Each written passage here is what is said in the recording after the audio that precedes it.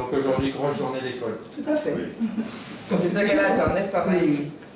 Ah ouais, quelle envie. Chaque matin, c'est le défilé des médecins et infirmiers dans la chambre de Maëlie. À tout juste 9 ans, cette Guyanaise vient de subir une grosse opération à la jambe. Loin de chez elle, la jeune fille se remet doucement. Mais comme n'importe quel enfant de son âge, elle va aller à l'école aujourd'hui. Si on ne travaille pas, notre cerveau ne va jamais continuer à travailler. Ça me change beaucoup l'esprit. Et surtout quand je lis beaucoup de livres. L'école, pour moi, donc, ça l'aide à progresser plus pour aller vers l'avant. Donc aussi, c'est fréquenter d'autres personnes qui sont dans cet établissement.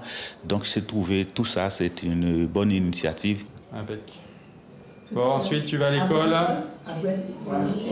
à pied. L'école, comme une bouffée d'oxygène, une parenthèse dans la journée des jeunes malades qui fait partie du processus médical. Moi, j'ai des petits intérêts parce que si elle pense à autre chose et qu'elle fait sa vie de jeune fille, du coup, le traitement marche mieux. Donc, sans école, on aurait une jeune fille au fond de son fauteuil, difficile à bouger, alors que là, elle nous semble pas mal quand même. Hein? Donc, c'est indispensable. Ouais. Courage, courage. Mais selon les jours, Maëlie peut mettre une demi-heure pour se rendre dans sa classe située dans le service voisin. La douleur est très présente, mais la jeune fille persévère. En classe, elle peut parfois être seule comme aujourd'hui. Cela dépend de l'état de santé de ses camarades. Alors, elle profite d'un cours particulier. Donc, on va commencer par une lecture, d'accord? Ton enseignant a envoyé le travail, donc on doit travailler en grammaire sur la phrase et la ponctuation. Quand l'enfant n'est pas là pour longtemps, on peut lui faire de la consolidation.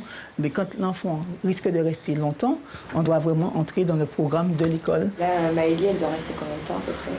Elle risque de rester des mois. Donc en fait, il faudra vraiment travailler en ce sens. Tout le travail qu'il fait dans sa classe d'origine.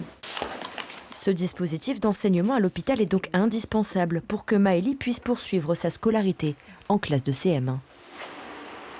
Le journaliste qui avait été envoyé sur les lieux à peine une demi-heure après la mort d'Alfred Tartepen.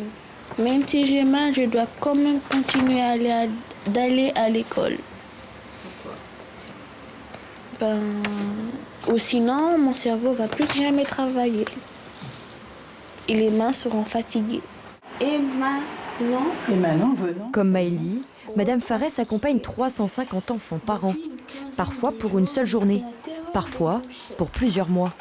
À la maison de la femme de la mère et de l'enfant, 3 classes accueillent les enfants jusqu'à 18 ans.